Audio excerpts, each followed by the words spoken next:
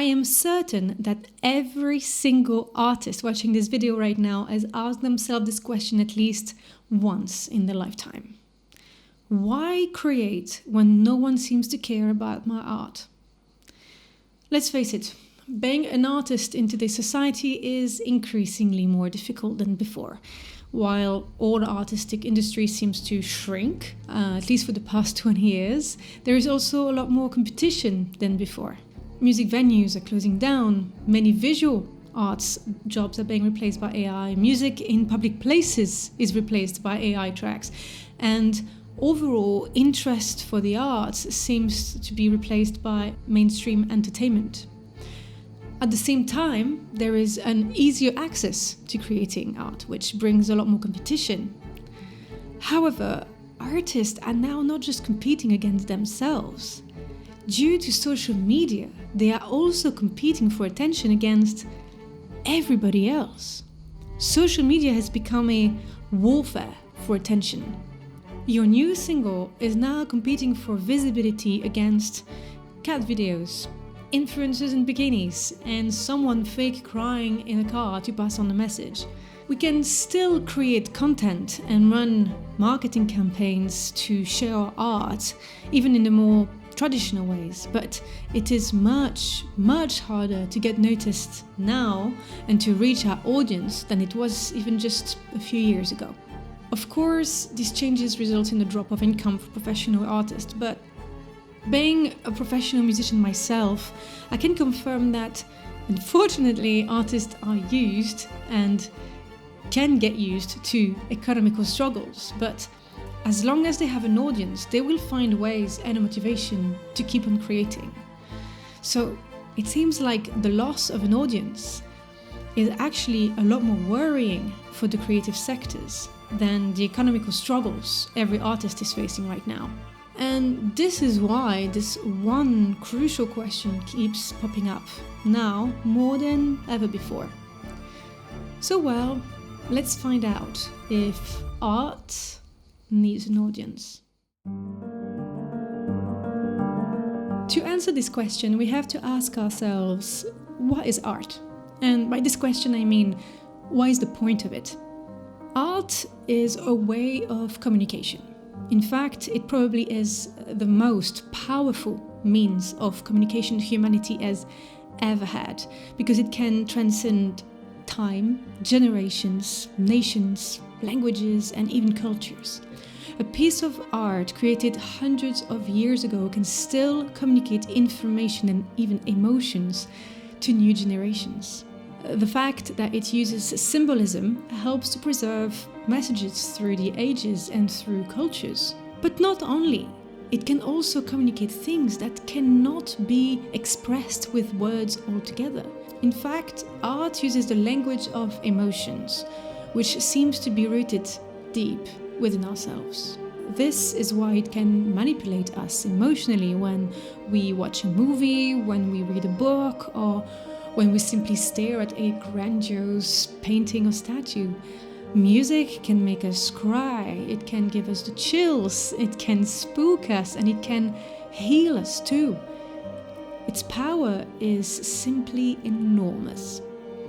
So, if we agree that art is a means of communication, then we have to agree that it needs a sender and it needs a receiver of information in order for it to be meaningful. The sender being the artist and the receiver being the audience. It is of course always flattering when many people appreciate what you have to say and how you say it. It makes you feel loved, understood, and seen. But I think you would agree that not every letter needs to be read by a full crowd of people in order to have meaning and power. Sometimes a very private letter written from the heart and read by the right person has more power than a speech heard by 10,000 people. Like everything else, there is quantity and there is quality. Or here, I would rather say that there is visibility and there is meaning. We constantly associate the popularity and visibility of a piece with its worth, but it is a very crooked way to value art and its meaning. An unpopular idea can sometimes be the start of a revolution. A very private conversation can have tremendous power over someone. The same way, an unpopular piece of art can start a whole new artistic era, and an unknown piece of art can change someone's entire reality. How would it be fair to compare this very private and unique experience with a widespread one, only based on its visibility, without taking its meaning into account? So we agree that art does indeed need an audience. However, the size of this audience shouldn't always, if ever, measure the worth and the meaning of a piece. That being said, I can't help but notice that most artists' goals is to share their art with the largest audience possible. The dream for fame and success seem to be the main motivation behind creating. But is this a wise motive? But before I get to the next point, please make sure you like, comment and subscribe to this channel, as it really helps small little channels like this one. I think we can all think of a band or an artist we discovered when they were still on their way up. They had a small but dedicated fan base, and they were creating something fresh, genuine, unique, and sometimes never done before. They created daring music that stood out from the rest, and this is why you fell in love with their art. Then they rose to success. More and more people fell in love with their music and their genuinity and originality. They started working with a label, with a booking agent, with a manager, collaborating with other artists, and performing in front of ever-growing audiences. Then one day, something changes. They released a new album, and you can't help but notice that they weirdly sound like every other band. They suddenly lost their originality and genuinity, their unique fire, and you think, that's it, they have gone mainstream. Then you see that despite your strong opinion about their music, they still grow and still play in front of growing audiences. And then you think, they've sold their soul to the devil. I don't know about you, but I can think of many great examples of this case. So, why does this keep happening to most successful artists? I personally don't think that every successful artist has a visit from the devil at their house one day and makes a deal with them. However, I do think that success, when it comes to creativity and art, is a very dangerous thing that seems to lead most artists towards the same path. As we saw earlier, having your art appreciated and praised by people is a very enjoyable feeling indeed. Not just because you feel understood and appreciated, but you feel loved and seen. You exist. This feeling in a small dose is a beautiful one. However, it is also a very addictive one. You start to feel like you fully exist only through the appraisal of your fans, and therefore you become dependent on their appreciation and love. You become scared of losing their appraisal, and slowly your motivation behind your creation starts to shift from creating something genuine and unique to creating something to please your audience. It is a natural thing to want to share our art with the world in the hope of finding our audience. The people who will appreciate and understand us and our art, but also the people who your art could help. However, it is almost just as natural to get lost in this pursuit and lose track of why we want to find this audience in the first place. To serve your creativity or to serve your ego. This pursuit of finding the people who would understand and appreciate our art over time turns into an obsession to keep and grow this audience. And therefore we will find the art that will please the audience instead of finding the audience that will like and appreciate the art. Because the purpose of the creation changes, the art changes too. While we should find our audience, we should not get caught up in this loop of never being satisfied with the size of our audience. Human nature leads us to always wanting more, and this leads us to lose track of why we are creating in the first place.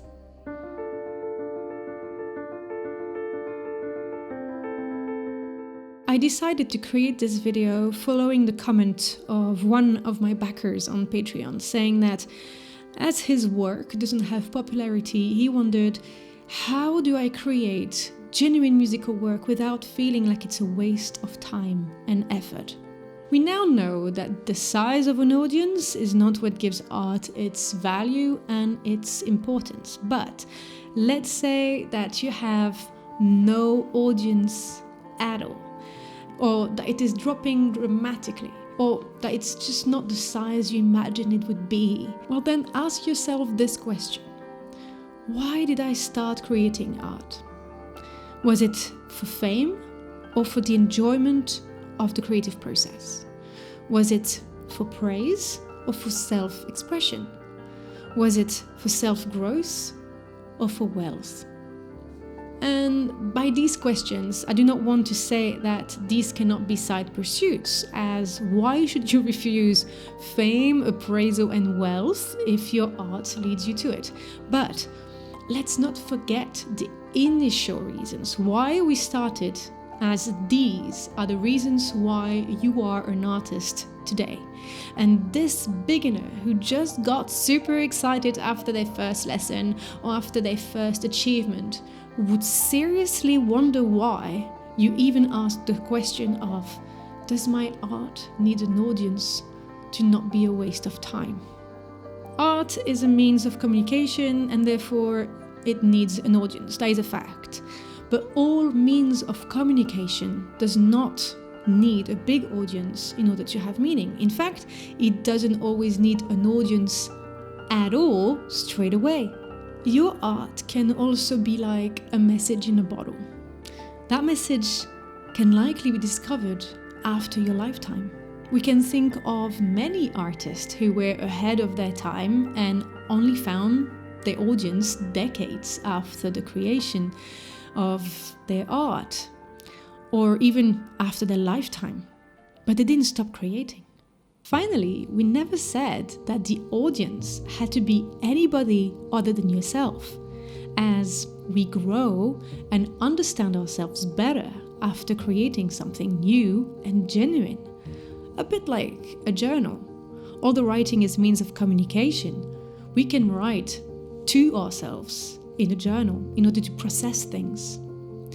It can also be our future self looking back at what we created and giving a new look at what led us to creating this with the wisdom of time and also what came from these creations. Art will never be a waste of time and effort if you create for yourself before you create for an audience. The reason why you create is just as important, if not more important, than the creation itself. On this, thank you very much for watching. Make sure you like and subscribe. Keep creating and stay weird.